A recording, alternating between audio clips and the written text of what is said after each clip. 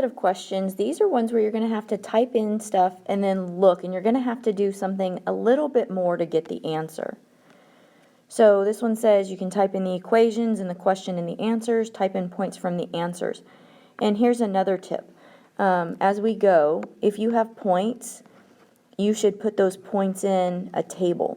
So what I'm going to do is I'm going to take these numbers and put them in as a table, because sometimes when it's a table, then you can do more stuff with it. If you just put them in one point at a time, they will mark on your Desmos grid, but then you can't do anything extra with them, and sometimes you want that extra step.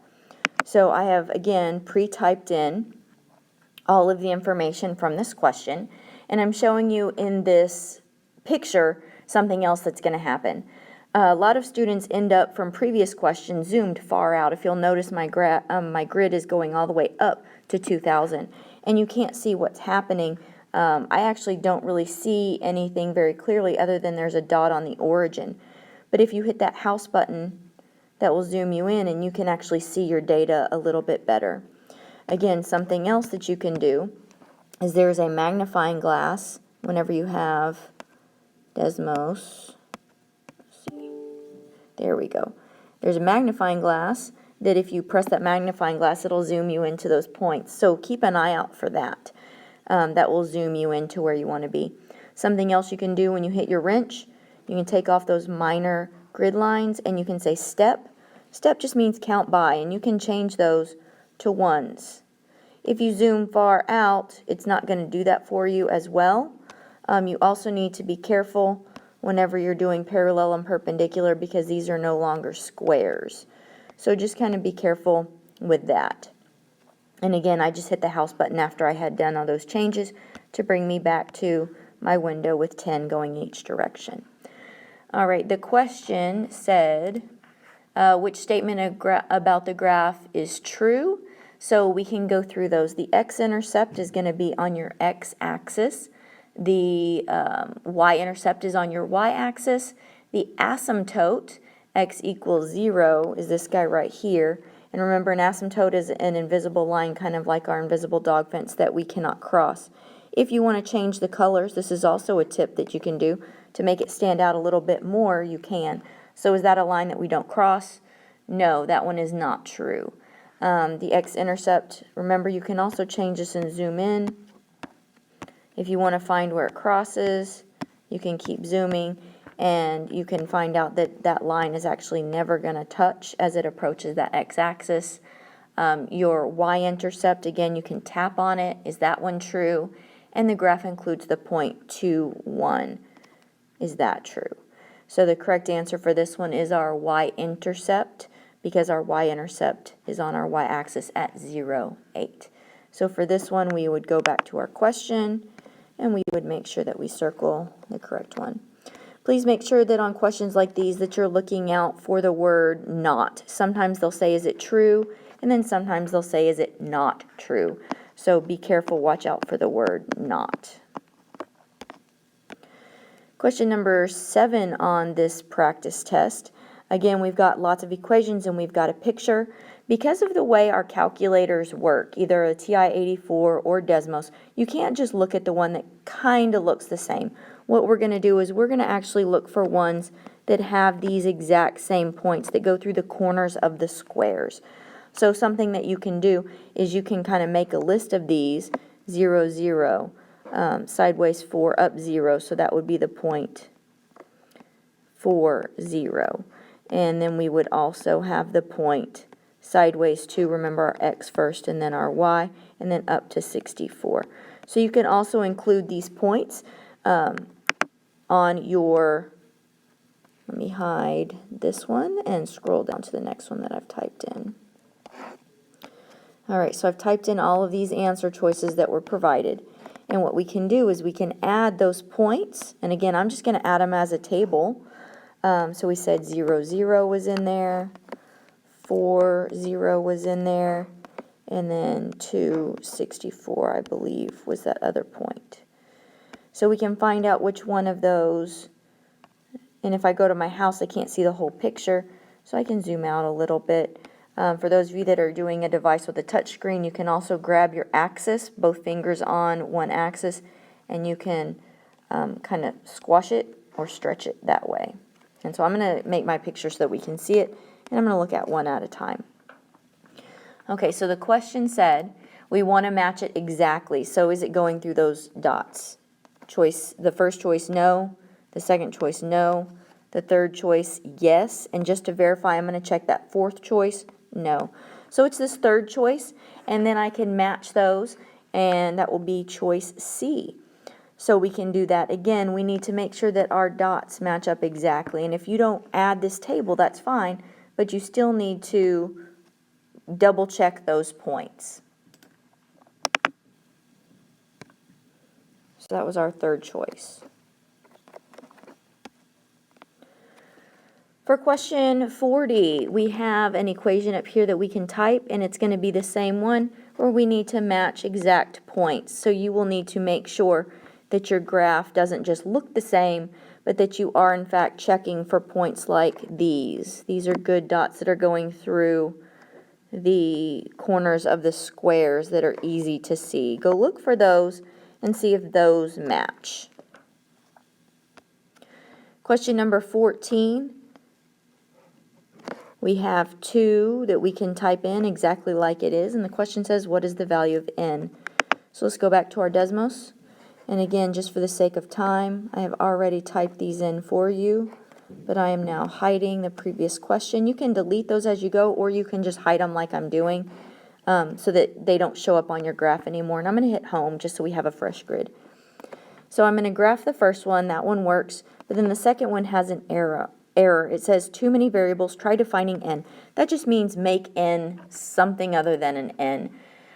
So what we want is we want to get this to go through the points, and there's a picture, and I didn't include those yet. So I'm going to go ahead and add a table, and I'm going to type in those points. -3, 3 was on that parabola, and also the point 3, 3 was on that parabola. So we need to figure out what number goes in the place of n. So I can just do guess and check if I want. And we can keep changing that. And that's not going to work. So let's pick something smaller, maybe like that. And I just was guessing and checking. So going up with my positives wasn't working, and that was getting frustrating. So then I just tried something else. I tried to do a negative. So again, you can try -2. That didn't work. 3. I'm at least kind of getting closer to those dots.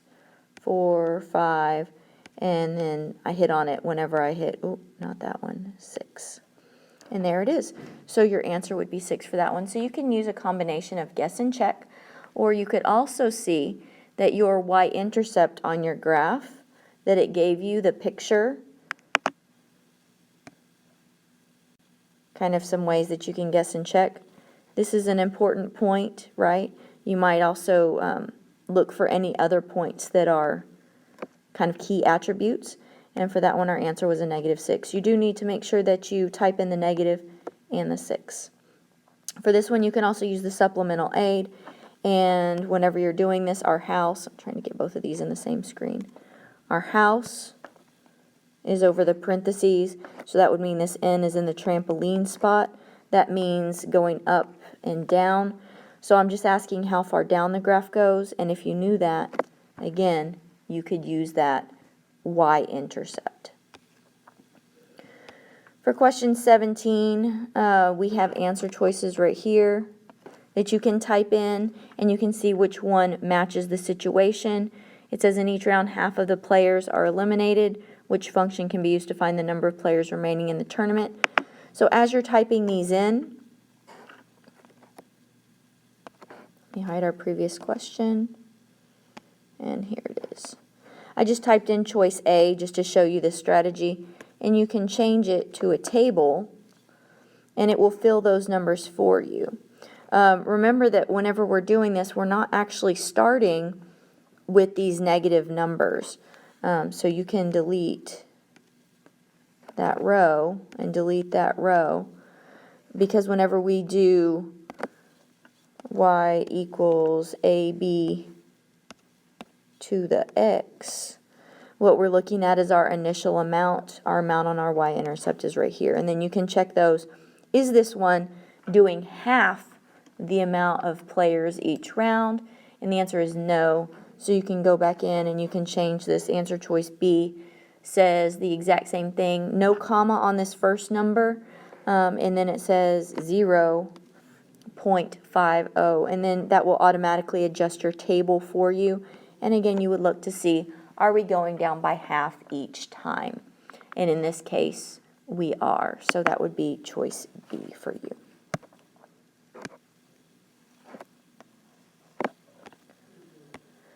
For question 18, you can type this in, but you need to know what a zero is. So this one also kind of goes with the vocabulary section. A zero is where it crosses your x-axis. And something that might help you, and we didn't really talk about this, I just realized it as I was making this, is on Mr. Slopeface, the slope of a horizontal line is 0. That's what we have right here, 0. And maybe that might remind you that anything that crosses that line is going to be a 0. And so you could type that in and you can look at it. Again, if you would like more time with it, you can pause the video and actually practice. For this next question, we have an equation that we can type in. We're going to read carefully. And then the question is saying to reach the ground. Please notice that the ground is going to be the x-axis. And it tells you up here, x is time. And it tells you the height of the paper plane. The height can be found using the function. So that means your x is time. And what you're calculating is the height.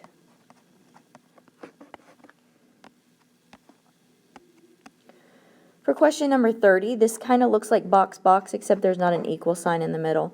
You cannot type this in exactly it is all the way across because you do have something in the middle telling you it's either equal to or greater than or less than.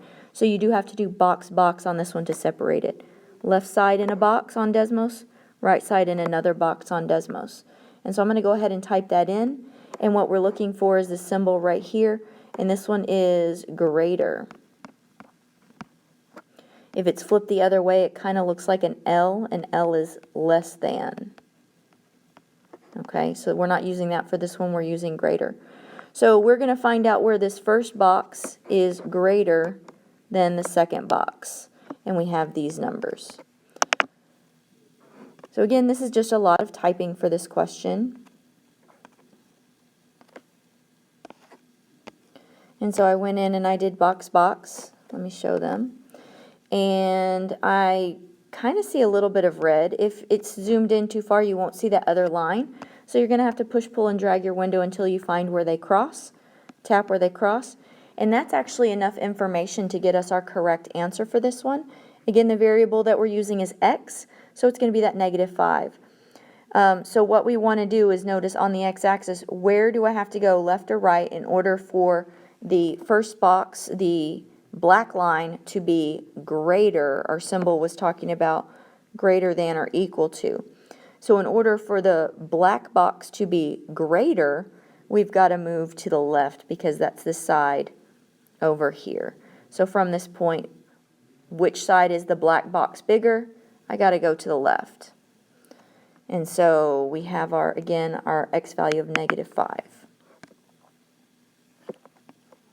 And when I went to the left, going to the left is less than. That's why there's that less than or equal to symbol there. For the next question, it's asking which one is a factor.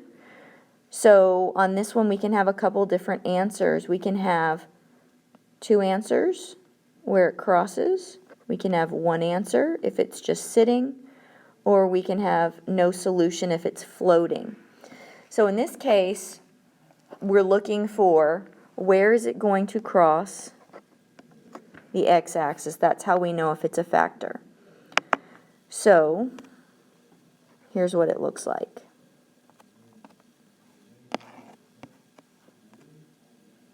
Okay.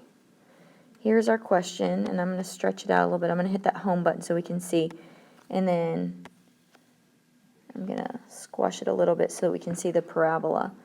All right, so is that one, there's another line showing somewhere. There we go. All right, so choice A. Is A crossing through these points on the x-axis? No. So then we'll check B. Is that going through the points on the x-axis? It looks like it. Let's check the other ones just to be safe. Is this one going through the points on the x-axis? No. And what about this one? And this one might be one where if you're not zoomed in enough, it looks like it might go through the point on that x-axis. But this is really important to zoom so that you can see that it is not actually going through. So watch your zoom. And it is going to be that second choice. And on the beginning slide, again, this might just give you a visual. Ones that I was thinking about last night, this question inspired this one. Let's see if we can find it. Right here. Okay, so where our parabola crosses our x-axis, it's going to look like this for our factors.